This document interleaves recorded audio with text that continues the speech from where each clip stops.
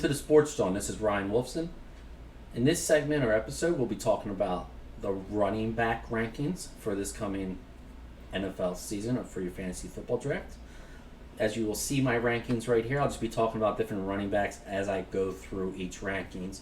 And this is my rankings based on half-point PPR. To me, there's not a big difference when it comes to full-point PPR and half-point PPR, and here's why. The number one rule in fantasy football is touchdowns. Running backs are much more likely to get touchdowns than receivers, generally the elite ones. At the same time, running backs are generally more to get more touches than receivers. Receivers are generally, on average, to get more yards than running backs and more catches. For example, if a running back gets 5 catches versus in a full point PPR league versus a half a point PPR league, that's really only 2.5 points more. So it's not a huge difference. You're splitting hairs.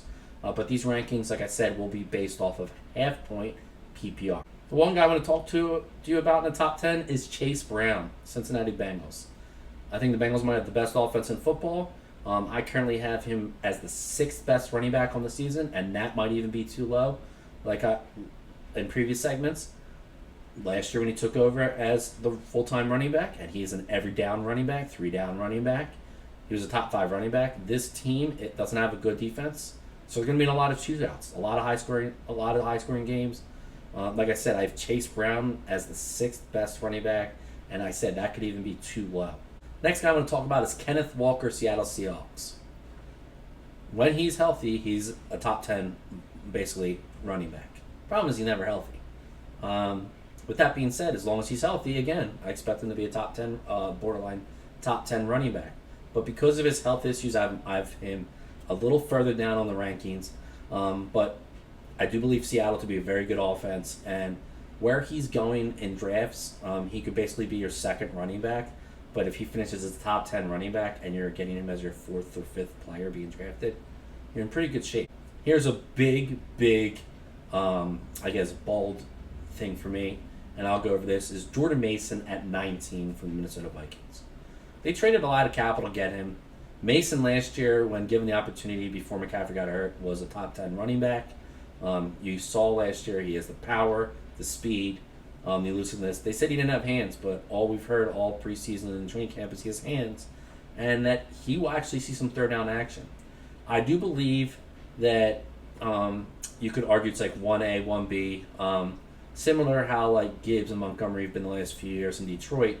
I think they're going to be a run-heavy team with a run-first offense where 2 of the backs are going to be top 20-ish backs.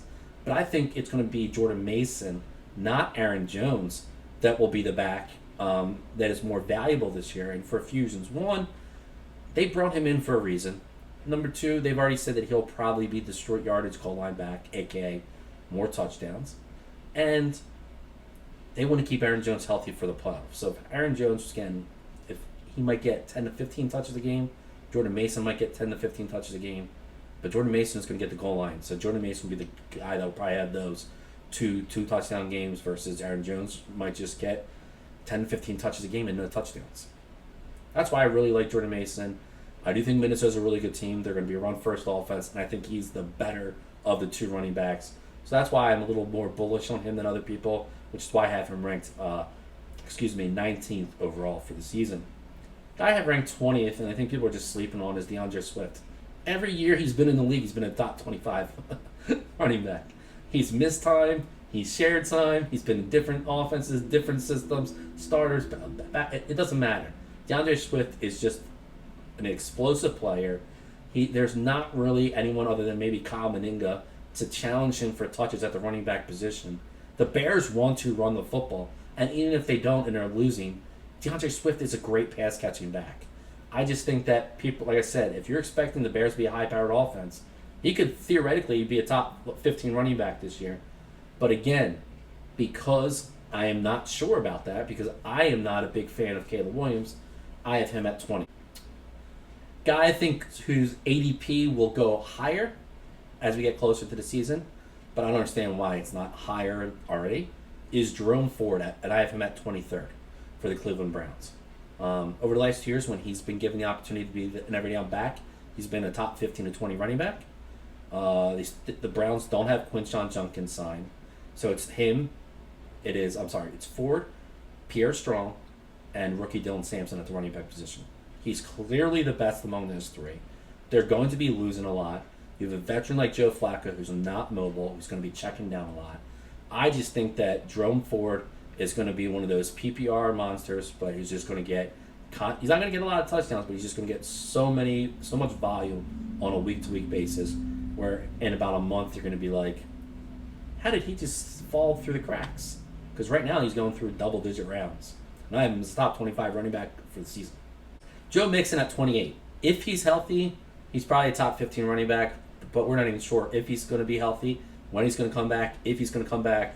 So I have no problem if you want to take, like I said, I have him ranked 28th. If you want to take a flyer on him around that time, because anyone at that point is probably much a flyer at running back, and he's probably got the most upside of everyone, because there probably isn't, unless Woody Marks emerges, there probably isn't much competition for him when he comes back. Similar to Devon Achane, if you want to take a flyer on him, you can. My concern with him is he has a serious injury. He's going to miss some time, and they're on a bad team. So will they rush their most talented player on offense back or bring him back? I'm not sure.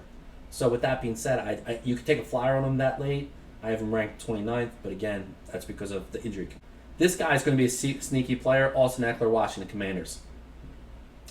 I do believe the backfield's going to break down like this. Eckler's going to start.